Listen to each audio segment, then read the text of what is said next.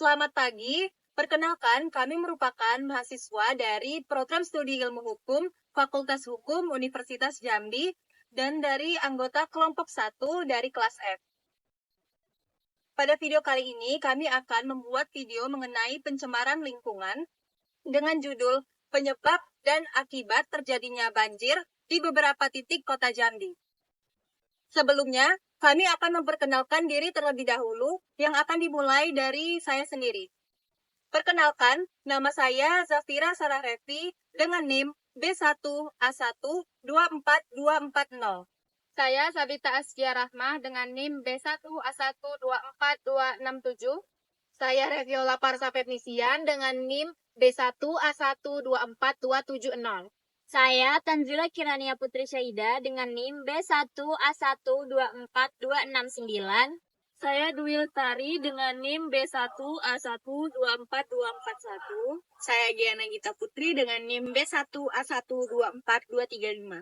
Video ini kami tujukan untuk memenuhi tugas hukum lingkungan dengan dosen pengampu Ibu Dr. Ari Budiarti SHM Hum. Selamat menyaksikan. Banjir merupakan peristiwa di mana daratan yang biasanya kering menjadi tergenang oleh air.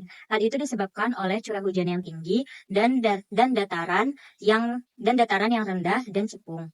Banjir juga disebabkan oleh limpasan air permukaan atau runoff yang meluap dan volumenya melebihi batas drainase sistem aliran sungai. Penyebab banjir yang diakibatkan oleh manusia yaitu yang pertama adalah curah hujan yang deras, yang kedua aliran drainase yang tidak memadai, yang ketiga adalah penebangan pohon di hutan secara besar-besaran. Selamat siang, saya Dwi Lestari, mahasiswi Fakultas Hukum Universitas Jambi, ingin melakukan wawancara terkait peristiwa banjir yang terjadi di wilayah ini. Baik, kali ini disebabkan oleh sistem pembuangan air yang tidak berfungsi dengan baik, sehingga air hujan tidak dapat mengalir dengan lancar dan akhirnya meluap ke pemukiman warga. Kami ingin mengetahui lebih dalam bagaimana dampak dari banjir ini dan harapan masyarakat ke depannya. Saat ini, saya bersama dengan Pak Ahmad selaku narasumber warga yang terdampak banjir. Selamat siang, Pak. Baik, saya ingin menanyakan beberapa pertanyaan kepada Bapak. Baik, kira-kira Pak, apa penyebab banjir di sekitar wilayah ini? Pertama yang ini karena wilayahnya rendah, kemudian biasanya curah hujan yang tinggi, itu kan yang paling dasar. Nah, mungkin yang menyebabkan beberapa tahun kebelakangan ini karena mungkin daerah resapannya yang sudah berkurang.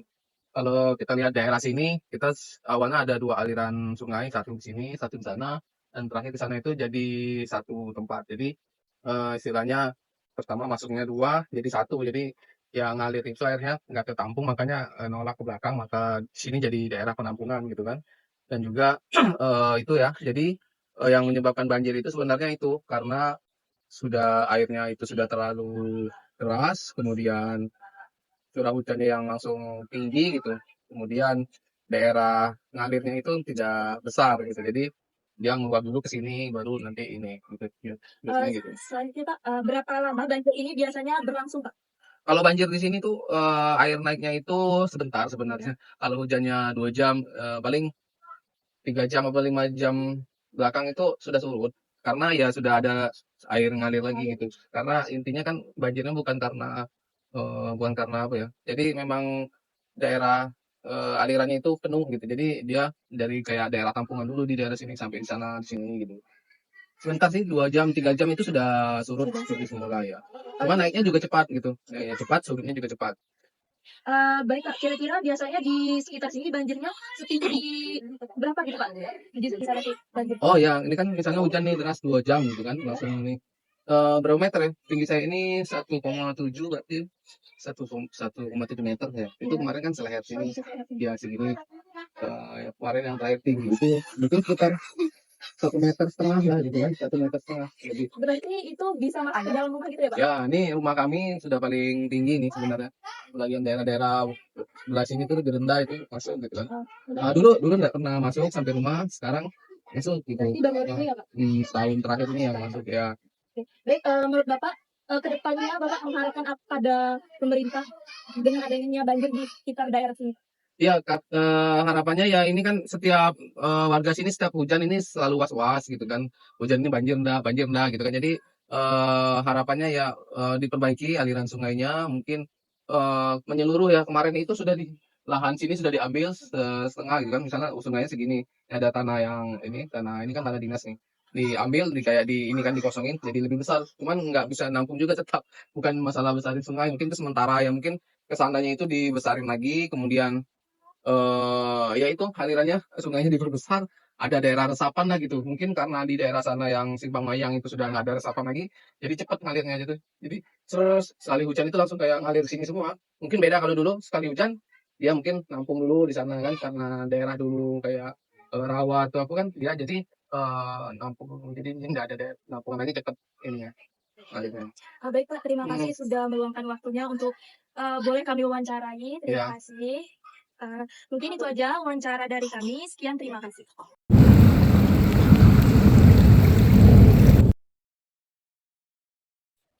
Baiklah, di sini saya akan menganalisis peristiwa banjir yang terjadi di sekitar rumah Pak Ahmad yang berada di Simpang 4 Sipin. Jadi penyebab terjadinya banjir yang pertama yaitu daerahnya rendah, yang kedua curah hujan yang tinggi, dan yang ketiga adalah pengurangan saluran air yang awalnya 2 menjadi 1. Jika hujan berlangsung selama 2 jam, maka banjir akan terjadi sekitar 3-5 jam. Setelah itu banjir ini terjadi setinggi 1,5 meter atau setinggi dagu orang dewasa. Harapan masyarakat kepada pemerintah adalah untuk memperbaiki atau memperbesar saluran sungai secara menyeluruh dan menambah daerah resapan. Dalam konteks lingkungan hidup, kejadian ini menunjukkan betapa pentingnya pengelolaan sumber daya air dan tata ruang yang berkelanjutan. Berkurangnya saluran air itu merupakan perubahan fisik lingkungan yang tidak mempertimbangkan daya dukung dan daya tampung lingkungan. Selain itu, minimnya daerah resapan memperparah kondisi karena air hujan tidak dapat menyerap langsung ke dalam tanah, tapi langsung ke permukaan dan mempercepat terjadinya genangan yang mengakibatkan banjir. Dalam perspektif hukum lingkungan, kejadian ini merupakan akibat dari pengelolaan lingkungan yang tidak memperhatikan prinsip keberlanjutan dan pencegahan kerusakan lingkungan. Hal ini dapat dikaitkan dengan pasal 69 ayat 1 huruf A Undang-Undang Nomor 32 Tahun 2009 tentang perlindungan dan pengelolaan lingkungan hidup yang menyatakan bahwa setiap orang dilarang melakukan perbuatan yang dapat mengakibatkan pencemaran dan atau kerusakan lingkungan. Selanjutnya ada dalam pasal 4 Peraturan Pemerintah Nomor 38 Tahun 2011 tentang sungai. Pengelolaan sungai dilaksanakan untuk menjamin kelestarian fungsi sungai serta mencegah dan menanggulangi bencana banjir. Relevansinya, pemerintah daerah seharusnya mengelola sungai secara menyeluruh untuk mencegah banjir sebagaimana harapan warga. Selanjutnya ada dalam pasal 51 Peraturan Pemerintah Nomor 38 Tahun 2011 tentang sungai. Pemerintah wajib memelihara dan mengelola daerah aliran sungai dan saluran drainase secara terpadu. Relevansinya mengurangi saluran dari 2 menjadi 1 tanpa analisis risiko melanggar kewajiban pemeliharaan terpadu. Assalamualaikum warahmatullahi wabarakatuh. Selamat siang, perkenalkan nama saya Zafira Salarevi. Jadi pada kesempatan kali ini saya akan melakukan wawancara kepada salah satu warga di mana tempat kediamannya atau rumahnya itu terdampak banjir. Baik, selamat siang Pak. Siang. Perkenalkan saya Zafira Salarevi, saya merupakan mahasiswa dari Fakultas Hukum Universitas Jambi. Jadi saya pada kali ini akan melakukan wawancara kepada Bapak terkait banjir yang melanda di sekitar rumah Bapak. Baik, jadi pertanyaan pertama itu adalah apakah penyebab dari banjir ini Pak? Jadi gini, waktu pada beberapa hari yang lalu kan hujan deras. Jadi akibat daripada banjir masuk ke rumah itu karena drainasinya ini terlalu kecil. Jadi drainasi jalan ini atau got ini ukurannya itu sangat kecil. Jadi tidak sesuai dengan cuaca ataupun hujan itu sangat deras sekali. Jadi sehingga masuk ke dalam rumah. Jadi, Selanjutnya, seberapa lama Pak banjir tersebut? kalau mengenai banjir itu diperkirakan sampai juga dari pagi itu sampai sore. Satu hari itu baru dia surut gitu. Karena hujannya kan berterus hujan terus ya. Gitu. Apakah pernah berhari-hari Pak? Kalau berhari untuk RT 29 belum ada, tapi kalau di RT Tengah mungkin itu memakan waktu 2 hari sampai 3 hari. Karena dia dataran rendah kan, kalau kita sudah dataran tinggi, karena aliran hujan itu melalui jalan dia masih, karena drainasi ini sangat kecil sekali. Selanjutnya, banjir ini tuh seberapa tinggi Pak? Kalau banjir kemarin rumah saya masuk ke dalam itu diperkirakan sampai 60 cm. Jadi setengah lutut gitu. Wah, Masuk. cukup tinggi ya Pak ya? Tinggi sekali ya. Oke, baik. Selanjutnya itu, apakah dampak dari banjir ini Pak? Apakah merusak tanaman atau merusak transportasi itu Pak? Kalau banjir ini mengakibatkan pertama transportasi kendaraan terhambat dan juga bagi rumah-rumah yang kena dampak banjir ya setidak-tidaknya kita dalam rumah itu semua lumpur itu masuk, jadi itu akibat daripada banjir ini. Selain itu berarti airnya juga tercemar gitu? Tercemar ya. Nah, selanjutnya itu ini yang terakhir Pak, Ya. apakah harapan Bapak terhadap kasus banjir ini Pak? Jadi harapan kami selaku penduduk yang mengharapkan pemerintah itu kalau bisa itu pertama drainase jalan itu atau gon-gon itu harus diperbesar. Jadi ukuran sekarang sesuai dengan penduduk yang ada, tidak sesuai lagi. Karena ukurannya kan ini sekitar 30 kali 30. Ya seharusnya kan 40 kali 60 drainase. Jadi itu yang kami harapkan dari pemerintah. Sehingga dapat memperhatikan drainase jalan ini yang harus kita perbesar. Ya. Berarti ukuran drainasenya kurang ya Drainase Pak? kurang kecil gitu. Oke. Baik Bapak, terima kasih atas informasinya dan juga sudah meluangkan waktunya. Saya Zafira Sanarafi, mohon pamit Bapak.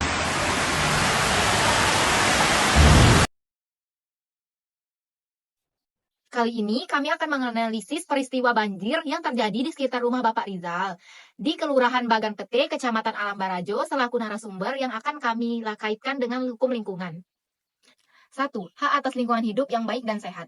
Menurut pasal 28H ayat 1 UUD 1945 dan UU nomor 32 tahun 2009 tentang perlindungan dan pengelolaan lingkungan hidup. Setiap orang berhak atas lingkungan hidup yang baik dan sehat.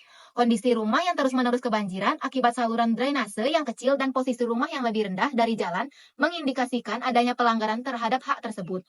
Negara dan pemerintah daerah kewajiban menjamin pemenuhan hak ini. 2. Tanggung jawab pemerintah dalam pengelolaan lingkungan. Dalam pasal 65 dan 66 UU PPLH, pemerintah atau termasuk Pemda memiliki tanggung jawab untuk mengendalikan pencemaran dan kerusakan lingkungan, termasuk melalui pembangunan dan perawatan prasarana seperti drainase.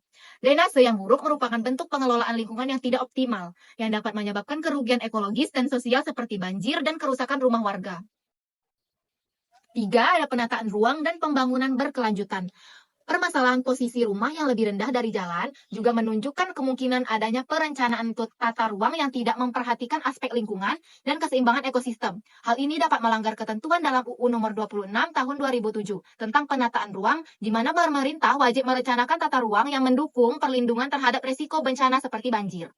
Yang terakhir, ada prinsip keadilan dan partisipasi masyarakat. Menurut hukum lingkungan, masyarakat memiliki hak untuk menyampaikan aspirasi terhadap kebijakan yang berdampak pada lingkungan. Harapan Bapak Rizal agar drainase diperlebar adalah bentuk aspirasi yang dilindungi oleh hukum dan wajib ditanggapi oleh pemerintah sesuai prinsip partisipatif dan keadilan sosial. Rumah Bapak Rizal sering mengalami kebanjiran akibat saluran drainasenya yang kecil dan posisi rumahnya yang lebih rendah dari jalanan.